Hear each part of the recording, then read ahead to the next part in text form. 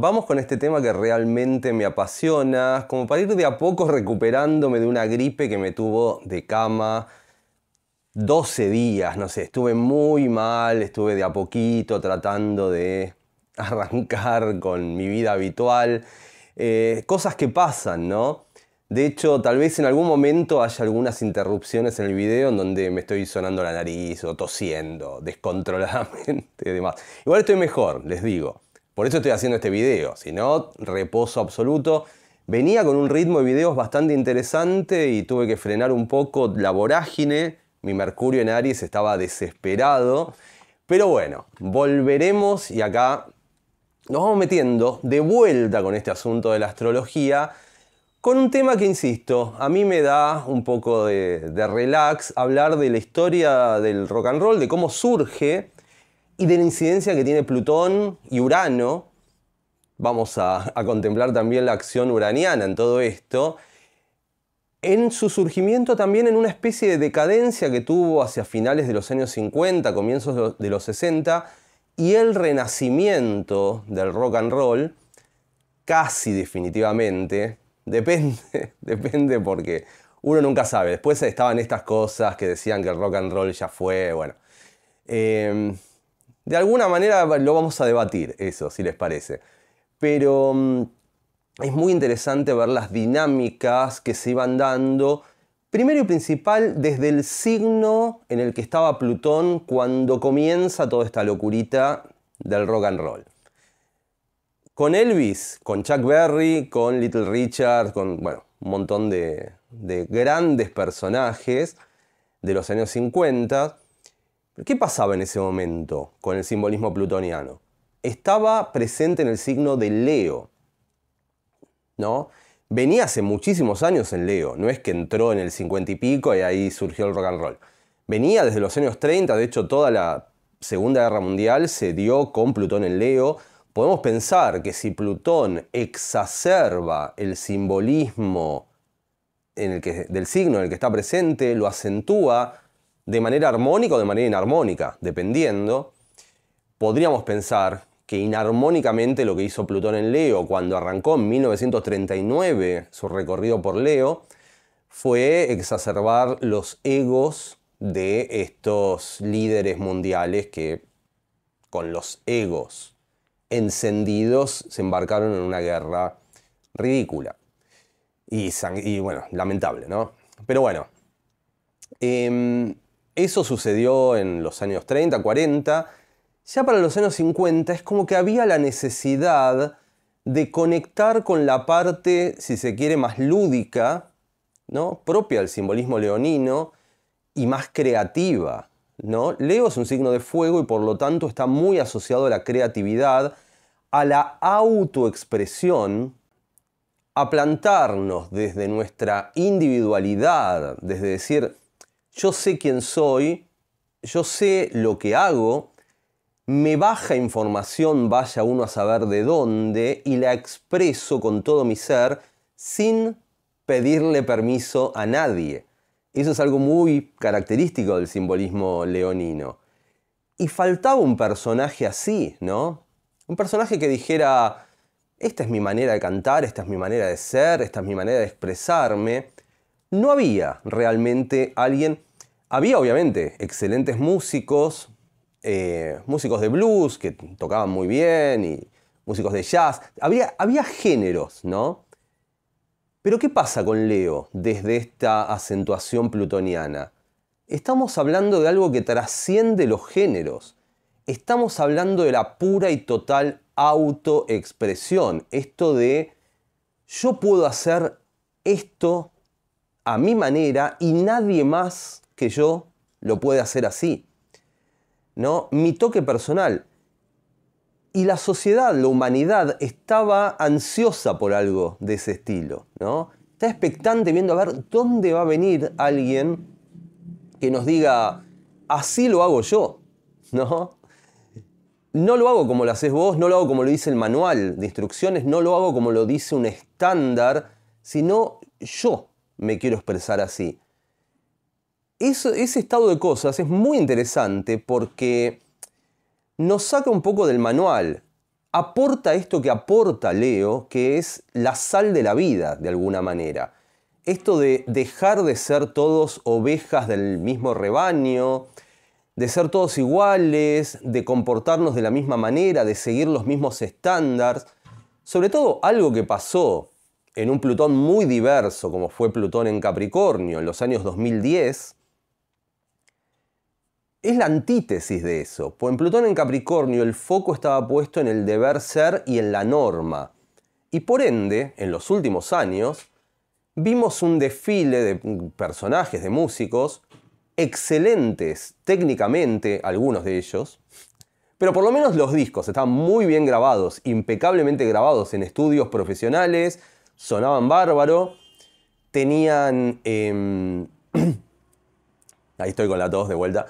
Tenían, qué sé yo, cumplían los estándares esperables o esperados por una comunidad que sabía lo que quería y decía, bueno, denme esto que yo quiero de la manera más impecable y más profesional posible. Por ende, en los últimos años tenemos artistas técnicamente excelentes, pero que tal vez carecen de esta total, plena, absoluta y completa autoexpresión, que insisto, el requisito que tiene Leo para que esa autoexpresión sea cabal es que no debe ser compartida por nadie. No es un ideal al que se puede aspirar. Leo es, el ideal al que se puede aspirar es el que yo puedo. Yo seteo mis propias reglas, ¿no? Yo soy la ley, yo. Y yo soy el que digo, esto está bien, esto está mal, esto me gusta, esto no. ¿Y qué pasa? Obviamente, esto puede estar muy bien si es que enfrente hay una sociedad receptiva ante esa autoexpresión leonina. En los momentos, en los años 2010, 2015, 2018, lo que sea, 2020, bueno, la gente estaba más tendiente a cumplir un estándar, a cumplir una norma, y por ende, cualquier persona que dijera, yo me expreso como soy y no me importa más nada, y no cumplo con ningún tipo de estándar o requisito técnico de cómo cantar, de cómo afinar, si no cumplo con nada de eso, y es muy probable que la gente nos diera la espalda y dijera, no, no quiero nada que ver. Les pongo un ejemplo, acá tengo algunos discos míos. Yo sería el ejemplo de este artista que buscando una autoexpresión plena obtuve indiferencia total y absoluta de la sociedad. Pero está bien, está bien. Uno tiene que fluir con la energía del mundo de ese momento. Por ejemplo, ahora estamos con Plutón en Acuario, así que cambió un poco la dinámica. Les muestro acá la tapita esta que seguramente está en la portada. ¿Qué es esto? Tengo una guitarra en la cabeza, estoy ahí, hay un pollito ahí en un bolsillo, estoy con campera y una... Ustedes dirán, ay, qué loco. Bueno, no sé, no importa. Pero digamos que lo que quería hacer en ese momento, acá también hay como una silla y salen muchas cabezas mías de ese momento con cabello, de una silla flotando en el cielo. No tiene mucha lógica. Y vamos a poner ahí. ¿Y qué pasa? Es como que en los 2010, 2015, 2020, la humanidad decía, no, lo que necesitamos es esto. Gente que haga tal cosa. No importa. ¿Qué estilo? Puede ser reggaetón, puede ser un... tipo Miley Cyrus, no sé. No conozco, sinceramente nunca me puedo enganchar demasiado con la música reciente. Pero ¿qué pasa? Tal vez por eso, porque lo que busco yo es son artistas que se expresen desde la autoexpresión más plena y que no estén tan pendientes en entrar en un estándar de algo definido, ¿no? Por ejemplo, el ritmo típico del reggaetón, que es siempre el mismo, ¿no? Es como apretan un botón y está ta ta ta ta ta ta ta ta ta ta o lo que sea. Y es eso, es el estándar, hay que cumplir con ese estándar. A Leo no le gusta eso. Leo dice, yo quiero hacerlo a mi manera. La canción A mi manera de Frank Sinatra fue gestada dentro de toda esta dinámica de Plutón en Leo. Así que es muy interesante. Pese a que Frank Sinatra no era rock and rollero, digamos, pero tenía eso. Pero ¿qué pasa? volvamos a los años 50. Elvis Presley tiene una manera también muy particular de cantar, de interpretar, de conectarse con la música desde una perspectiva que desde él, desde su visión, no era compartida por nadie realmente. Él lo que hace cuando graba su primer single, como quieran llamarlo, está en los estudios de Sun Records en Memphis, año 1954, el verano, junio del 54, y Sam le quería hacer una prueba y le trajo algunas canciones, tipo estándares, y no lo convencía. Decía que cantaba de manera no tan convencionalmente profesional, desafinaba un poco a veces, es como que había algo que no. Trató de tocar blues, puro blues, no le salía. También, como tal vez a los afroamericanos que lo cantaban mucho mejor. Quiso tocar algunos temas medio country tampoco. Y ya estaba frustrado. Era como desesperanzador decir, bueno, le dimos una oportunidad a este pibe y no da. Sam Phillips, que era el dueño del estudio, le iba a decir, bueno, lo seguimos en otra ocasión, después ya te va a salir, tranquilo. Lo quería como tranquilizar.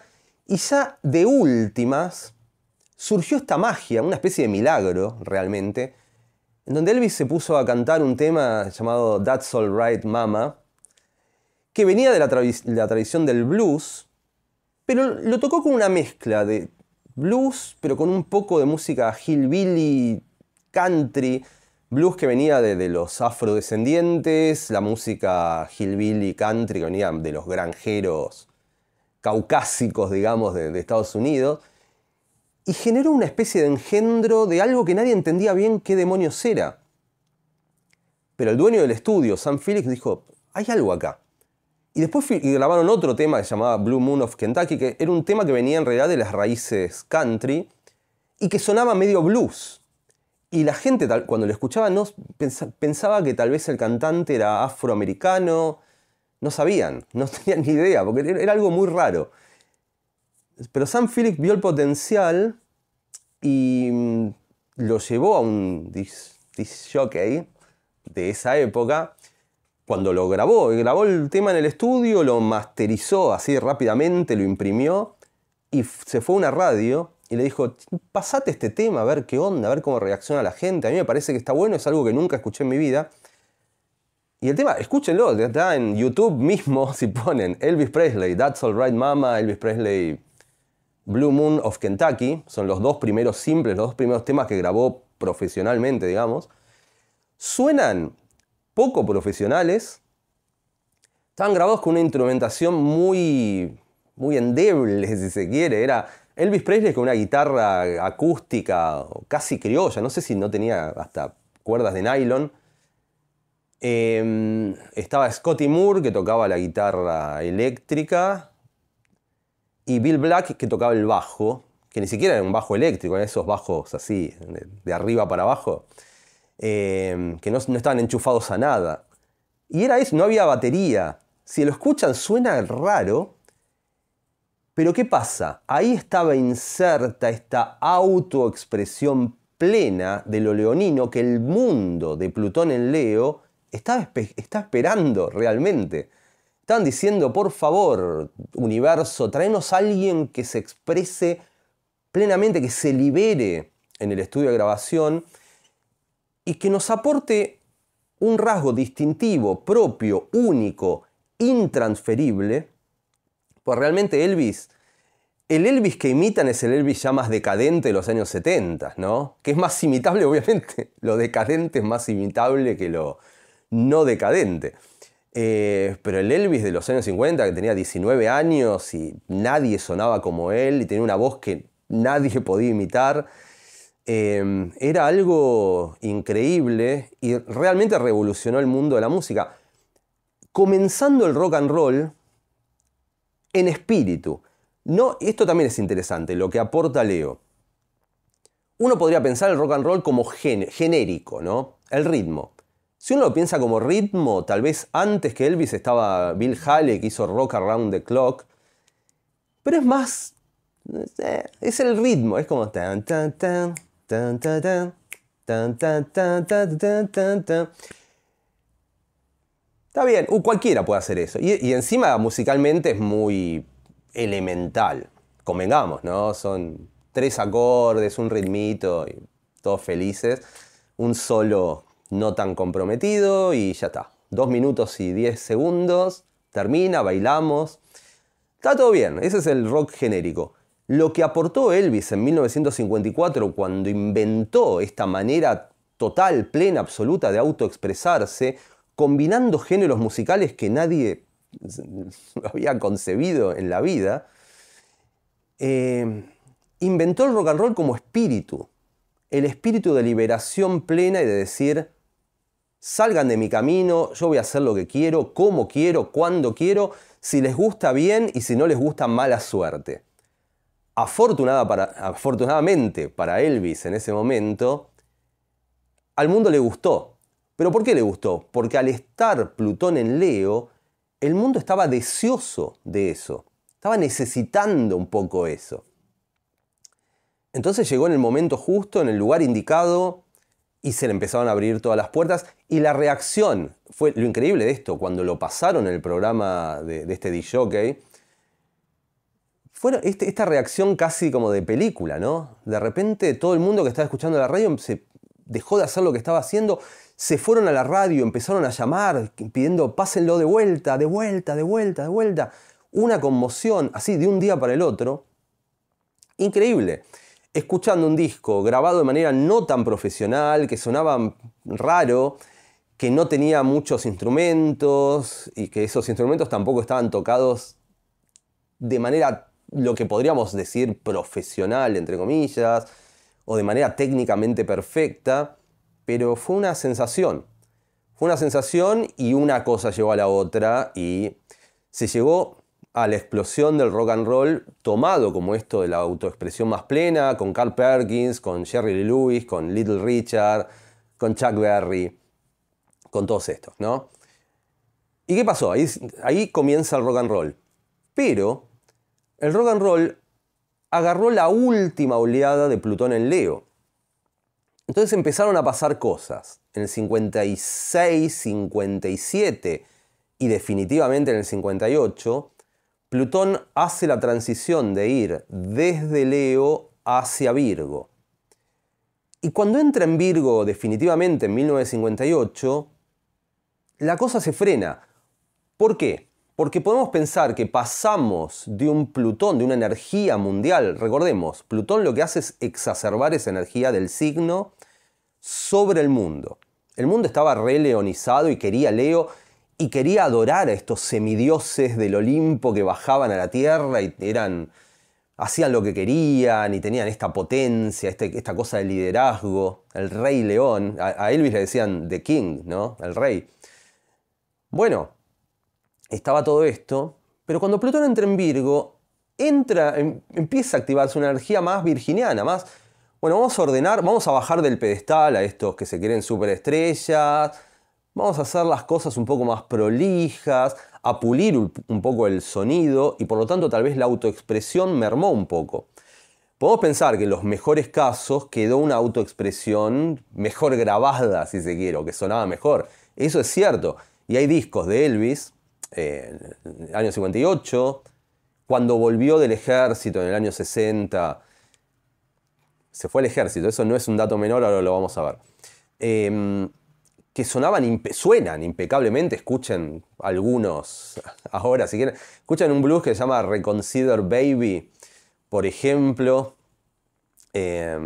temas de Now and Then There's a Fool Such as I, de 1958, suenan perfectos y están buenísimos. Pero bueno, suenan perfectos para esa época, pero realmente están grabados de manera mucho más cuidada, si se quiere. Virgo aportó esto de cuidar un poco más el detalle. Pero también es cierto que Virgo lucha de alguna manera contra esta cosa del estrellato. No es que lucha, pero no le gusta tanto estar ahí expuesto y demás. Y el mundo tal vez empezó a resentir un poco al rockero loco, egomaníaco, que se creía Dios, y empezó a buscar gente más prolija, buena onda, simpaticona, que no incomodaba demasiado a nadie. Ahí fue la primera crisis del rock and roll, si se quiere. Y fíjense, Plutón entra en Virgo en 1958 y empiezan. Hubo algunos lamentables sucesos como el de Buddy Holly, que se cayó el avión, ¿cómo se llamaba? El que cantaba La Bamba, Richie Valens. Empezaron a caer presos, Chuck Berry lo metieron preso, a Jerry Lee Lewis lo cancelaron por un episodio, bueno, vean la película y verán, ¿no? Se había casado con su prima de 13 años de edad, cosas irracionales de esos años, pero bueno. Empezaron a caer. Y a Elvis lo llamaron para el ejército de Estados Unidos. Él aceptó y estuvo 2 años, del 58 al 60, fuera de combate. O en combate, pero no en el combate que él quería. Bueno, se terminó. Entonces listo, ya está. Fue una moda el rock and roll, 54, 55, 56, 57, 58, y ya está. Comienzan los años 60 y el mundo de repente ya no tenía estas figuras que rockeaban duro, ¿no? Jerry Lee Lewis le decían, bueno, no importa, como le decían, porque me van a cancelar el video si le digo. Pero era así como el chico salvaje y lo que sea. Vean cualquier video de Jerry Lee Lewis de los 50 y van a ver. Pero salvaje en la televisión en vivo, descontrolando, prendiendo fuego al piano, bueno, etc. Rompiendo todo, la gente subiéndose al escenario, qué sé yo, rebeldía, ¿no? Rebelde sin causa fue la película de James Dean que se estrenó durante Plutón en Leo también. Bueno, esta pura autoexpresión pareció haber terminado para siempre y las figuras del pop de 1960-61 eran prolijos, de traje. Algunos cantaban muy bien, hay algunos artistas excelentes como Roy Orbison, que yo lo amo, me encanta y me encantan las canciones casi operísticas y estos finales grandilocuentes, pero ya no es el rock and roll, ya es otra cosa. Pero ¿qué pasa? ¿Por qué vino el resurgimiento? Y por eso es interesante esto de las mociones planetarias, preparándonos para lo que va a venir en los años posteriores también, ¿no? Siempre hablo al respecto. En 1963 se empiezan a acercar Plutón y Urano, que van a hacer conjunción exacta en 1965. Pero ya en el 63 se empieza a ver esta vibra de cambio. Lo que hizo Plutón al tocar Urano fue dejar a Virgo un poco de lado. Fue como que Plutón en Virgo, bueno, ok, Plutón en Virgo, todo bien, sigue estando Plutón en Virgo, pero ahora es Plutón-Urano, y Plutón-Urano tiene mucha más predominancia sobre el mundo que el simple signo de Plutón. Acá siempre es algo interesante, incluso como regla astrológica, cuando los planetas se unen, cuando contactan por aspecto, por conjunción, oposición, es algo que muchas veces tiene mayor impacto que la simple posición del planeta en signo. Muy interesante, ¿no? El impacto real en astrología es más planetario. La parte zodiacal le da un tono, le da una tonalidad, pero cuando dos planetas se juntan, hacen algo. Y Plutón, al juntarse con Urano desde 1963, aunque incidió básicamente durante todo el resto de los años 60, esa conjunción Plutón-Urano, generó en el mundo una voluntad, una vorágine, si se quiere, por un cambio profundo, cambios en la sociedad, rebeldía nuevamente. Y entonces volvió a aparecer esta cosa, se ve que los Beatles, por ejemplo, en Inglaterra, los Rolling Stones, sobre todo desde Inglaterra se empezó, pero acá en América, en Estados Unidos, los Beach Boys y demás, empezaron a decir, momento, esto estaba bueno, esto del rock and roll estaba bueno, no sé por qué lo dejamos un poco de lado, sentimos una vibra medio uraniana y queremos rebelarnos y queremos volver a agarrar las banderas del rock and roll y volver a arrasar con todo, a romper con todo. De hecho acá, en Uruguay, una banda llamada Los Shakers hizo un simple que se llamó Rompan Todo, Eh, y en Perú una banda llamada Los Saicos hizo un tema que se llamaba Demolición, que la letra decía demoler, demoler. Bueno, había algo como vamos a romper con todas las estructuras, Urano, ¿no? Y volvió el rock and roll. Fue increíble porque fue una moda, se acaba, lo enterramos, se acabó, pero de repente vuelve. Y uno dice, ¿por qué vuelve?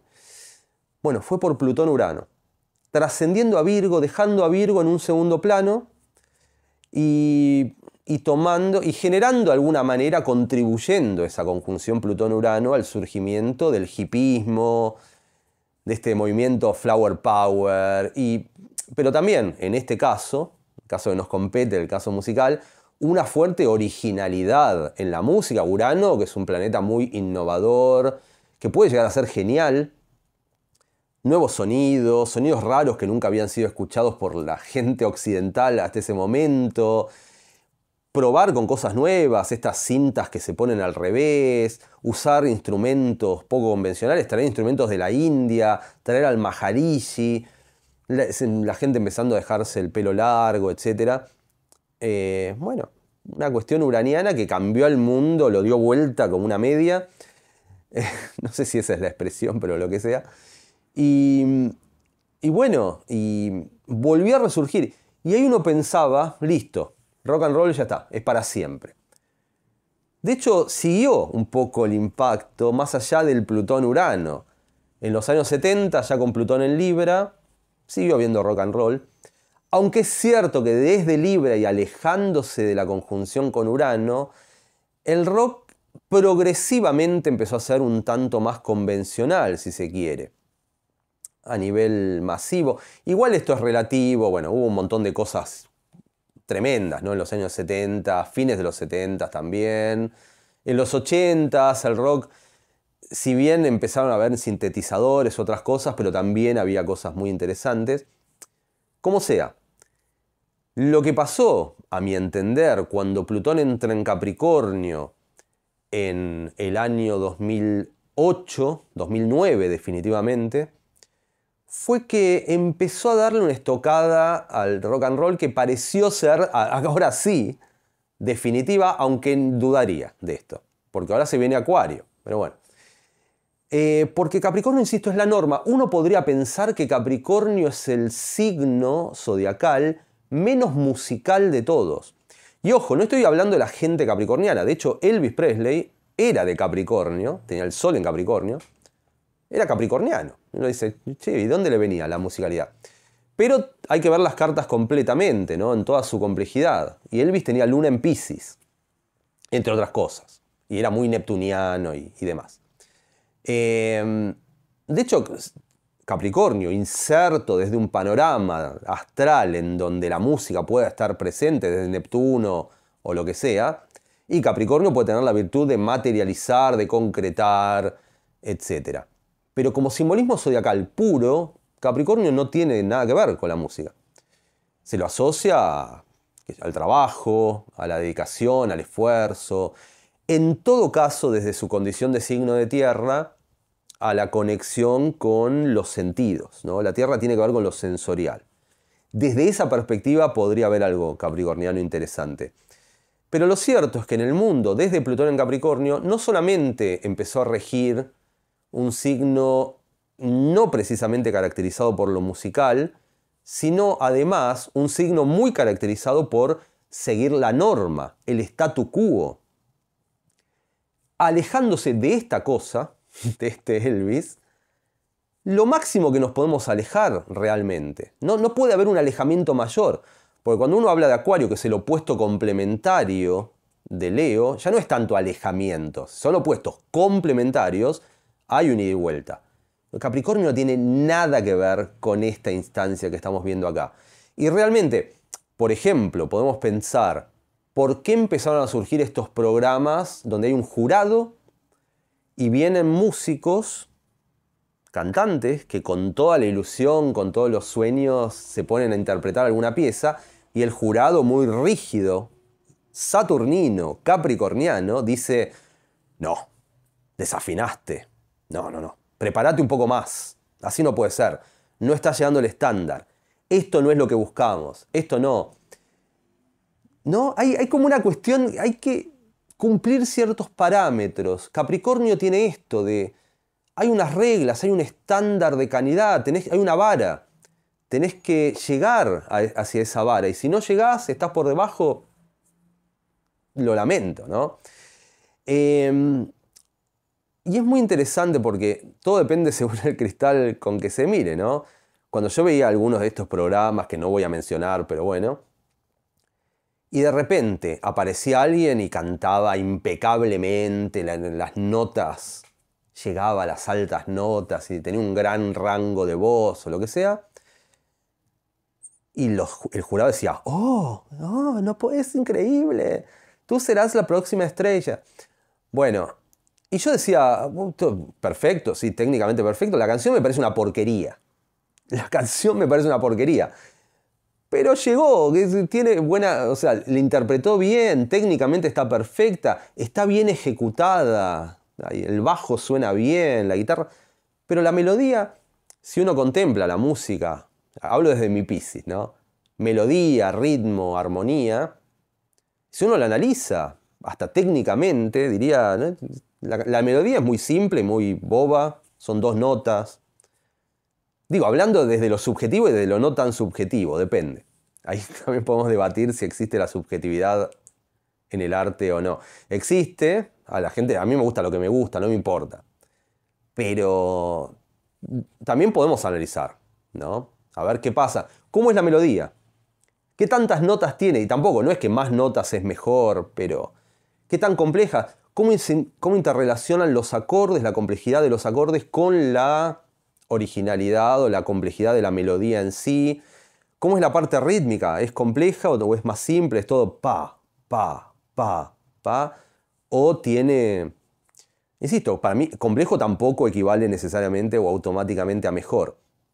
Pero lo cierto es que lo que se dio habitualmente, esta es la realidad de Plutón en Capricornio, es en la masividad, insisto. Después hay gente que hacía música independiente que estaba todo bien.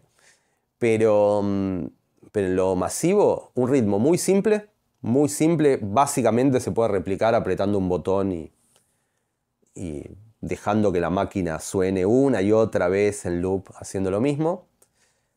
Melodías muy simples y armonías también, bases de acordes muy simples. O sea, todo simple. Todo bien, si nos gusta, todo bien. Pero ¿qué pasa? ¿Qué es lo que permitía esta simplicidad de la música de Plutón en Capricornio? Y digamos que esta perfección técnica o llegar a estos estándares de calidad que promueve Plutón en Capricornio es más fácil. De alguna manera está al alcance de todo el mundo. Y por eso estos programas de los jurados, una de las cosas que decías es, no te has esforzado lo suficiente, debes seguir intentándolo. Entonces el tipo va y vuelve a tomar clases de vocalización, a ver si llega la nota, qué sé yo. Pero si llega, después la música es lo de menos, la melodía es lo de menos. Lo importante es llegar y ser perfecto en lo que se hace. Ahora bien, si nos posicionamos desde la época de Plutón en Leo, es la antítesis. Es la antítesis. Si escuchan, That's Alright Mama. Voy a poner acá seguramente algunas imágenes o lo que sea de Elvis Presley. Y van a ver que suena raro, no es en estéreo, es en modo, parece que está grabado desde un micrófono de aire que toma todo. Bueno, no es lo convencional, pero tiene este toque único e impredecible también, propio de lo leonino, y luego cuando vino Plutón conjunción Urano también. Vamos ahora en un rato a lo que se viene, ¿no? Pero fíjense, es interesante porque una de las características de lo que buscaba, lo que anhelaba el público desde Plutón en Leo o desde Plutón conjunción Urano, en los 50s o 60s, es esto de lo impredecible. O sea, valoraban esto de no saber lo que el artista nos va a ofrecer. Por favor, sorprendenos, ¿no? No tengo ni idea, no sé qué esperar. Va a salir el cantante y tal vez empieza a hacer algo raro que nunca vimos, y eso es lo que queremos. Por eso esos gritos, ¿vieron? De vuelta, si ponen la primera aparición de Elvis Presley en la televisión en enero de 1956, la reacción es esta, ¿no? Sale un loco con los ojos así pintaditos, que nunca se había visto eso, con patillas, medio con pinta de salvaje. Nadie se había vestido como Elvis en la historia de la televisión norteamericana jamás. Y sale este tipo y ya genera un impacto. Y dices, ¿y este dónde salió? Y empieza a cantar y canta como nunca nadie había cantado en la televisión norteamericana. Y la reacción es esta. Pero véanlo. Creo que la grabación se llama Shake, Rattle and Roll. TV, pongan 1956 y ahí lo van a ver. Esta es la reacción, igual se lo voy a tratar de traducir. Sale Elvis y... ¿qué pasa? Empieza a cantar y la gente empieza a... Get out of the kitchen and run those buttons. Y es como... nadie puede entender lo que pasa. Y de repente se empieza a mover la pelvis, ¿no? Decían Elvis de pelvis. Y la reacción es... ¡ah! Claro, porque es la liberación. Elvis les estaba diciendo, libérense, ya está, sean como son, sean lo que quieran ser. Exprésense de la manera en que así lo deseen. Insisto, para mí fue un momento fascinante porque Leo no deja de ser la sal de la tierra. Leo es lo que nos diferencia, lo que nos hace únicos, lo que nos da variedad y diferentes tonalidades, ¿no? No es lo mismo tener... ¿Qué preferirían? ¿Tener 100.000 cantantes que canten perfectamente pero todos iguales? ¿O 100.000 cantantes únicos que cada uno nos ofrezca algo único, diferente, rasgo distintivo, algo que nos sorprenda? Yo prefiero 100.000 diferentes, 100.000 únicas personas y de hecho dejarme sorprender. Pero bueno, cada uno elige lo que elige. Lo interesante, y ahora sí, viniendo a lo que va a venir y ya cerrando el video con esto, es que se viene, lo repetimos habitualmente, Plutón ya está en Acuario, pero definitivamente entra en noviembre de este año, 2024, porque ahora se va a meter 3 meses, 2 meses y pico, de vuelta en Capricornio, septiembre, octubre y un poco de noviembre, y después arranca en Acuario por los próximos 19 años. Pero además, entra Neptuno en Aries, entra Urano en Géminis, y la movida, Urano, Géminis, Acuario, Aries, son todos signos que tienen más que ver con la rebeldía Acuario y Urano, con la expresión propia del fuego Aries, Neptuno en Aries, y ya estamos en otra vibra totalmente diferente y es muy probable, ya tal vez se empieza a vislumbrar desde algunos artistas que vemos por ahí. Fíjense, piensen ustedes en quién o quiénes, pero hay gente que está haciendo la suya y no le importa nada. Pero se viene mucho más de eso, se viene mucho más. Y la gente que va a quedar rezagada, el artista que va a quedar rezagado es el que antes, en los 2010s, la pegaba.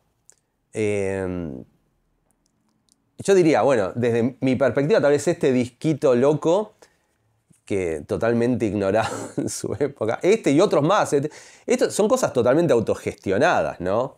Esto no lo editó ningún sello ni nada, esto lo hice yo en la compu en el año 2000, no me acuerdo, y con Paint, con algún programita de la compu, y después lo imprimí y lo metí en una cajita de CD. Pero hice un montón de estas cosas, sin encontrar un espacio. Pero ahí también está bueno entender esto, ¿no? ¿Qué pasa? Si no hay